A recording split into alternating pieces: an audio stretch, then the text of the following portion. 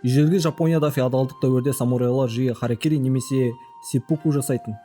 Бұл белгілі бір себептермен байланысты орындалатын өзі өлтіру рәсімі. Бірақ мұны жасайтын самурайлардың отбасылары, әйелдері болған. Мұндай жағдайда олардың әйелдерімен не болатынын ойланып көрдіңіз бе? Самурайлардың харакири жасауына әртүрлі себептер түрткі болатын. Сеппуку сөзі екі бөлік сөзден құралған. Сетсу кесу, фуку іш.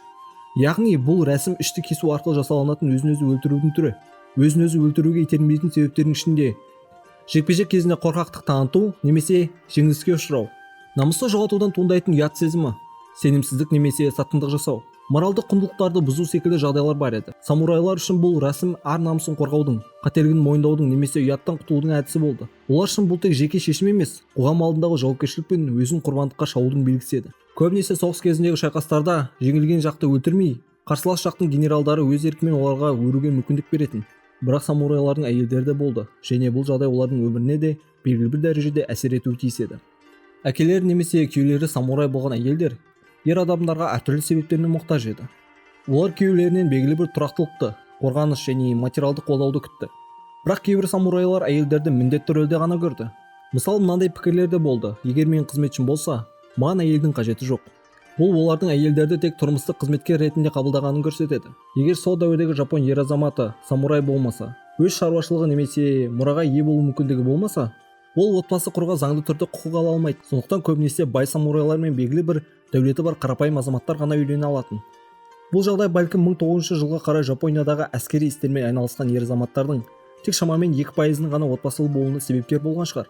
Феодалдық Жапонияда әйелдер үй шаруасын толықтай жүргізіп, ерлеріне қолдау көрсетті. Самурай әйелдерінің басты міндеттерінің бірі балаларды тәрбиелеу және қауіп төнген жағдайда үйді қорғау еді. Мұндай әйелдерді де самурай деп есептеп, онына бугайся деп атаған. Бұл сөз қару-жарақты меңгерген самурай тобына жататын әйел дегенді білдіреді.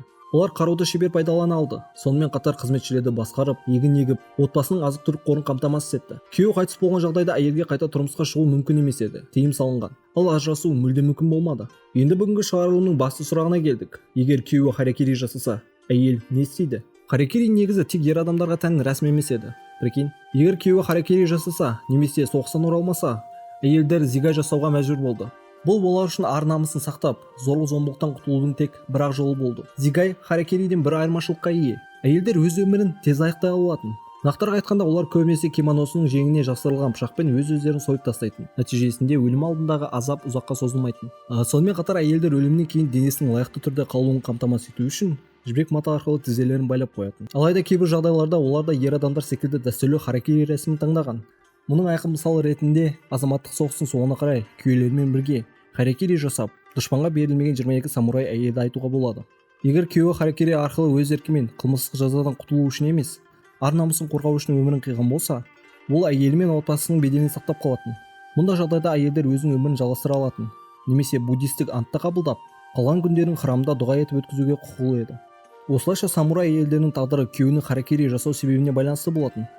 Бірақ таңдау құқығы болғандықтан, олардың болашақ өмірі де өз еркінде еді.